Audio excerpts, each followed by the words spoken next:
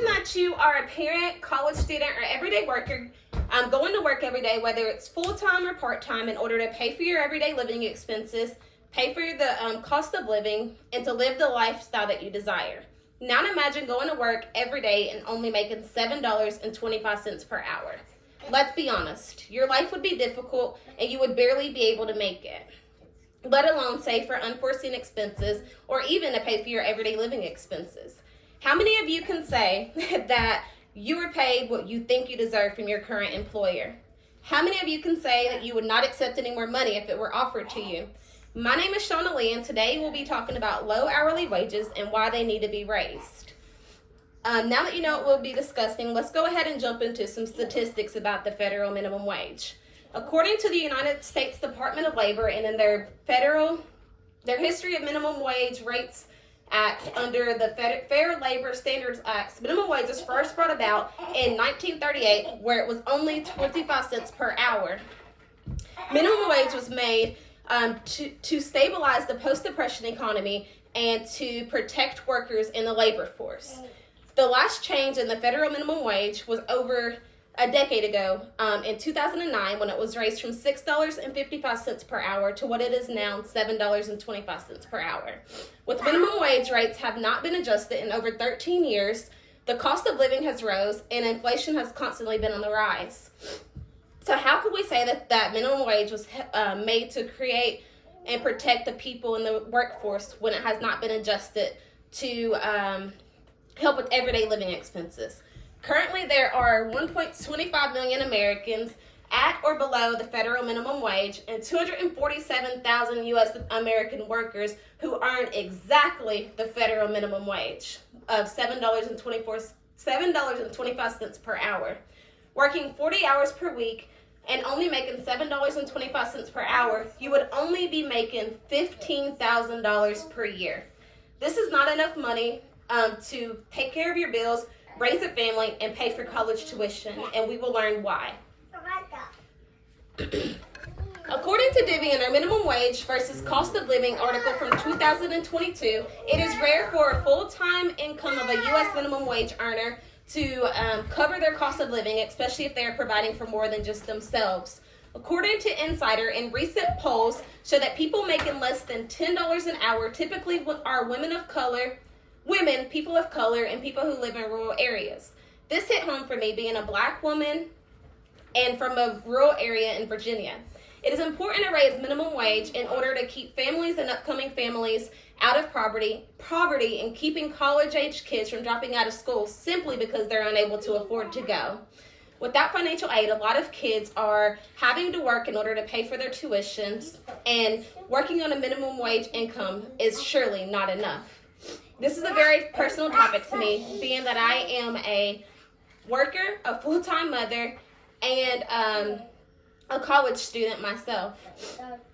Growing up with my grandparents who were trying to raise me and my 3 brothers on a minimum wage income,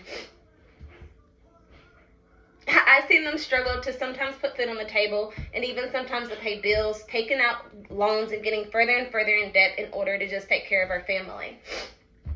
Raising the federal minimum wage would not only persuade more people to want to get in the work field, but it would also help with reducing poverty and create more jobs in America. While people assume that raising the federal minimum wage would only help unskilled workers working at McDonald's or other fast food establishments, it would bring millions of families out of poverty who, without raising the federal minimum wage, will continue to struggle. Many workers who have no choice but to take these low-paying jobs instead of just not working at all. People making minimum wage go to work and work their butts off every single day to barely be able to maintain a life out of poverty. According to Money Crashers in their Living on Minimum Wage Is It Possible in 2022 article, they stated that since 2009, the federal minimum wage has been stuck at $7.25 per hour with no adjustments due to inflation. According to the U.S. Today and their Hear Stories of People Making Minimum Wage from 2015, they stated that just at that time, inflation had rose nearly 11%. While prices of gas, food, and other necessities are constantly on the rise, the amount of money a person making minimum wage earns has not changed, not even a penny. This has made it extremely difficult for them to keep up with the everyday living expenses and be able to take care of their bills. Money Crashers also stated in the same article that the dollar value has nearly dropped 17% since the federal minimum wage was established.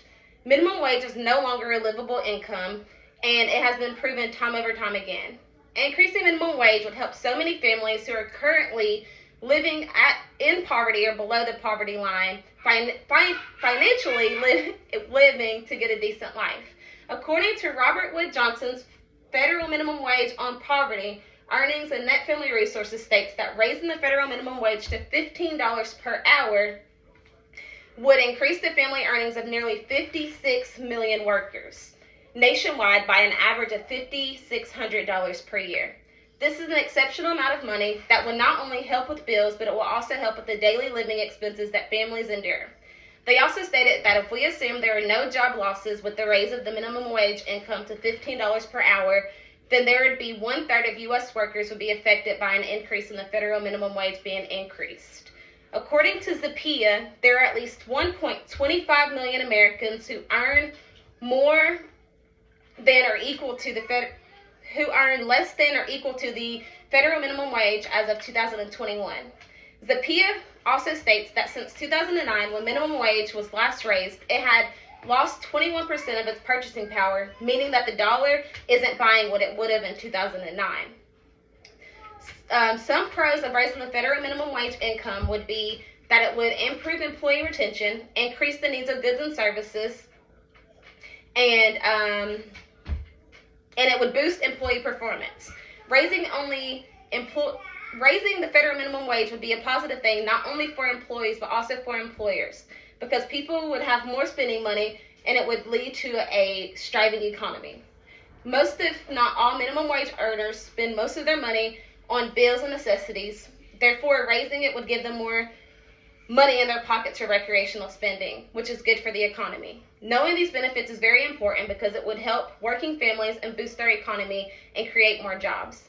In conclusion, raising the federal minimum wage would move millions out of poverty, increase their wealth, putting more money in their pockets, and create more jobs for Americans who are needing work.